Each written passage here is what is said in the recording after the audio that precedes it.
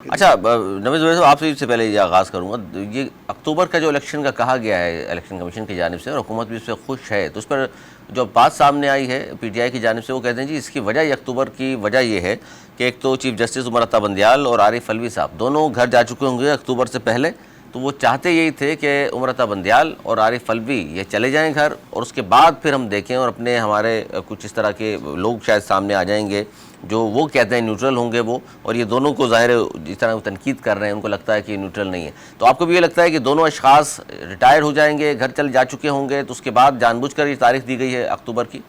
देखिए, जो मुझे लगता है वो ये है कि सुप्रीम कोर्ट कोई सरप्राइज़ देगी। मुझे नहीं लगता कि सुप्रीम कोर्ट इस अक्टूबर के फैसले को मनोमन तस्लीम कर लेगी। मेरे ख्याल में ये पीछे लेकर आएंगे, ये मई में आए या कहाँ आए उसमें ये दोनों पार्टियों से शायद कंसल्ट भी लें, और अक्टूबर तक ये इलेक्शन मैं जाते नहीं देख रहा हूँ। अक्टूबर तक जा रहे होंगे तो उससे पहले कुछ और आता देख रहा हूँ मैं। अक्टूबर तक नहीं, अक्टूबर तक नहीं।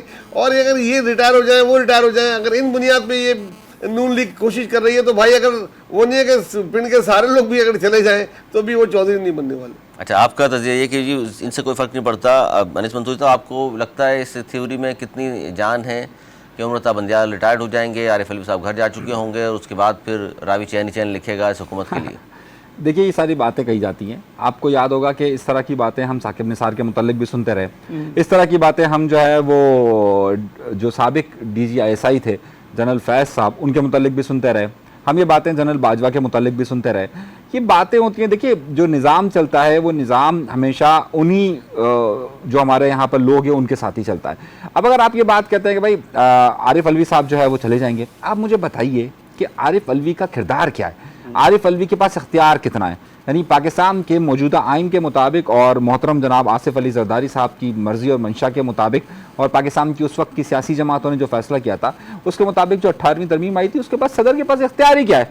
सदर यकीनी तौर पे रियासत का एक सरबराह है, लेकिन इख्तियारात के हवाले से उनके पास कुछ भी नहीं है। तो आरिफ अलवी के रहने या ना रहने से सिर्फ एक फ़र्क पड़ेगा कि इमरान खान का पैगाम रसा कबूतर चला जाएगा, इसके अलावा कोई फ़र्क नहीं पड़ेगा। अगर आपको ये समझता है कि बहुत बड़ा फ़र्क पड़ जाएगा, कौन से ऐसे फैसले हैं जो PDM ने किए हों आरिफ अलवी उसके बीच में हर्डल कर सकते हैं? नहीं कर सकते, क्योंकि उनके पास इख्तियार ही नहीं है। पहला आंसर। दूसरा, उमर अता बंदियाल। उमर अता बंदियाल साहब वैसे ही बकौल जनरल बाजवा साहब के कि वो एक कमज़ोर चीफ जस्टिस हैं और उन पर किसी भी तौर पर फैसला उन पर लादा जा सकता है, तो क्या उमर अता बंदियाल साहब के आने जाने से, हाँ अलबत्ता जस्टिस काजी फाइज ईसा से अगर फ़र्क पड़ेगा, तो आप मुझे बताइए कि इस वक्त भी सुप्रीम कोर्ट से ज़्यादा जो इमरान खान को फेवर दे रही है वो लाहौर हाई कोर्ट दे रही है।